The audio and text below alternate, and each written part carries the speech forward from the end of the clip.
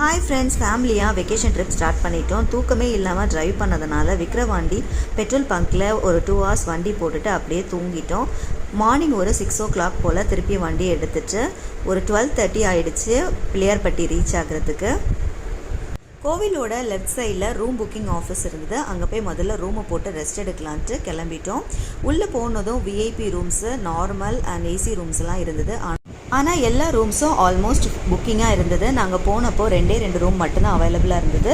ஒன்று VIP room, இன்னொன்று normal room இருந்தது. ஏசி ரூம்ஸ் எதுவுமே அவைலபிளாக இல்லை. சரி, கிடச்சதை எடுத்துக்கலாம் அப்படின்னு சொல்லிட்டு 2 ரூமையும் புக் பண்ணிட்டோம். இங்கே உள்ள அட்மாஸ்பியர் பார்த்தாலே உங்களுக்கு தெரியும், அந்த காரைக்குடி வீட்டு ஸ்டைலில் சூப்பராக இருந்துச்சு.